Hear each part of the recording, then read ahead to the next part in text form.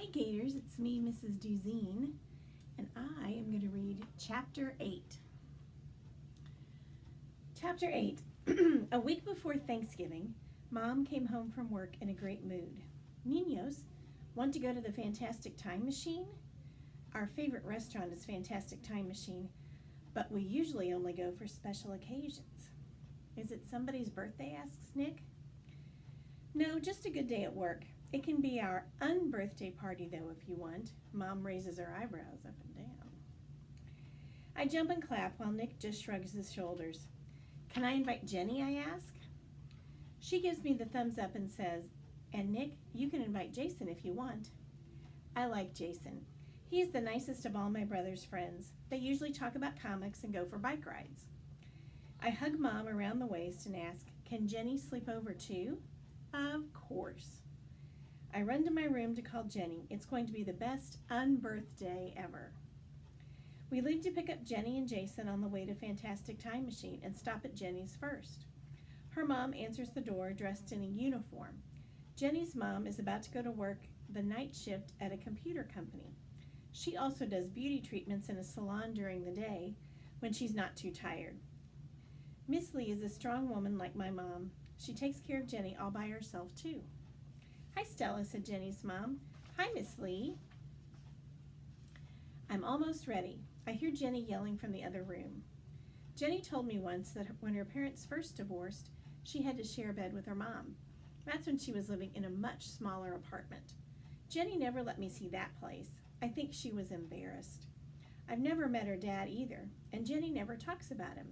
Jenny has met my dad, though. He took us to sushi last year. Thanks to Jenny, I already knew how to use chopsticks. The sushi was tasty except for the wasabi, which I thought was avocado. I put the whole thing in my mouth while Dad was talking to the waitress. That was a bad idea. It turns out wasabi is not avocado at all and is very spicy. I had to drink a whole glass of water and eat a bowl of rice before my eyes stopped watering. Not to mention I had a runny nose the rest of the night. The sushi was also really expensive, more than Mom ever spends on dinner. I'm not really sure why. It looks like they didn't really have to cook it.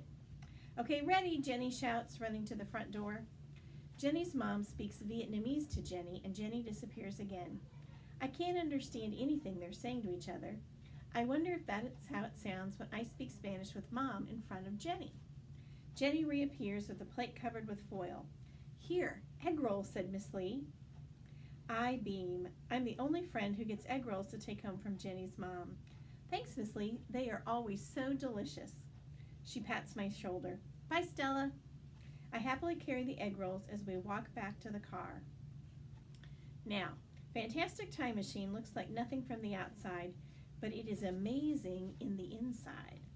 There is red velvet everywhere with neon signs. Even the salad bar is neat because it's inside a red 1950s car.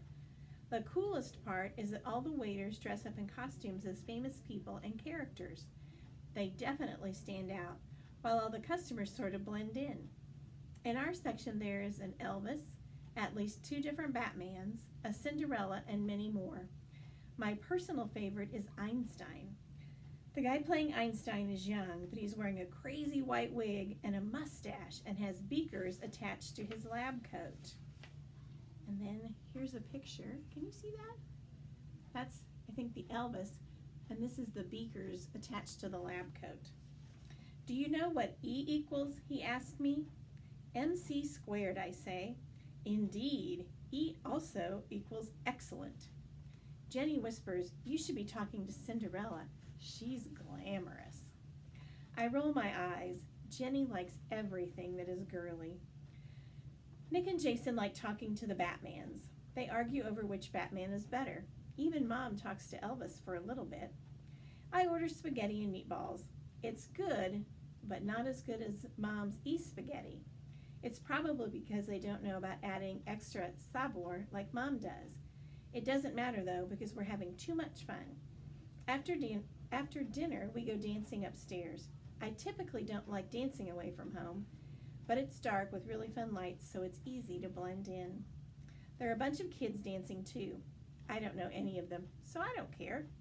We all drink Shirley Temple's, which sounds like a grown-up drink. It's just pink soda with a cherry. In our group, it's mostly Mom, Jenny, and me dancing, although I do get Nick to dance with me for a second. After a little while, Mom starts to look tired and says, "Whew, long day at work. Keep dancing, girls. I'll check in on the boys." She sits down next to Jason and Nick, who are playing arcade games. When Jenny and I are alone, we get pretty silly. Jenny and I start to make up crazy dance moves. "I'm doing the monkey," says Jenny while swinging her arms around. "I'm doing the shark," I say, then put my hands together over my head.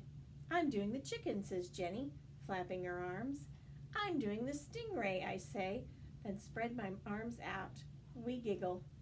We keep dancing until I hear, "Hey, look, it's Stella Stairs." It's Jessica. Next to her is her friend Bridget, who is in Jenny's class.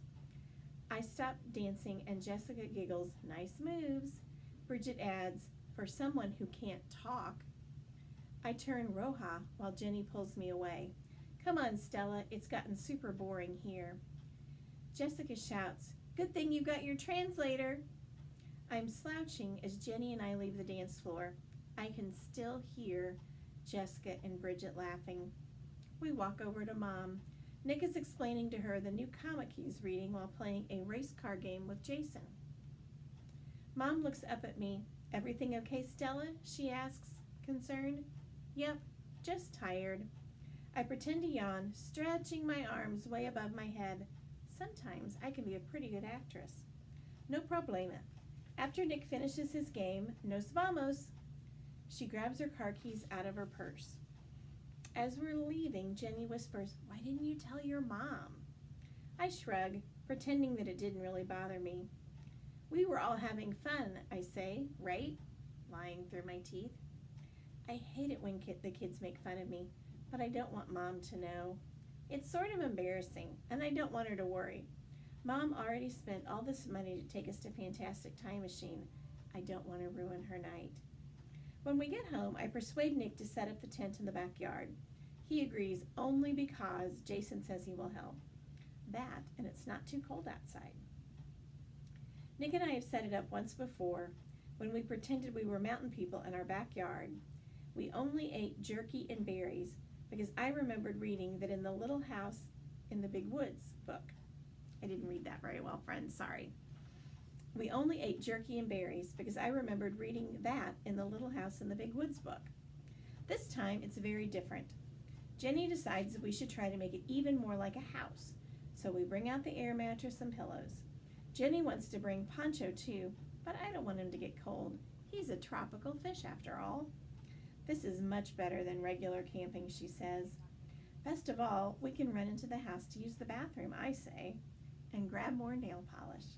I nod my head. I'm not good at painting my nails, but Jenny likes doing it and always makes our nails look pretty. I need to practice because I'd like to be able to paint little cat and fish designs for us. Jenny falls asleep before I do. I lie awake wishing I didn't have to go back to school on Monday. Then I come up with a better wish. I wish for a real, fantastic time machine so that I could time travel. I'd travel back to earlier this night and tell Jessica off. First, I just have to come up with a perfect comeback. I think and think, but nothing comes to mind. Maybe I do just stare, and maybe I do need Jenny to talk for me. So I decide I still travel back to earlier tonight, except I'd tell Jessica's parents to stay home instead of going out. That would work too.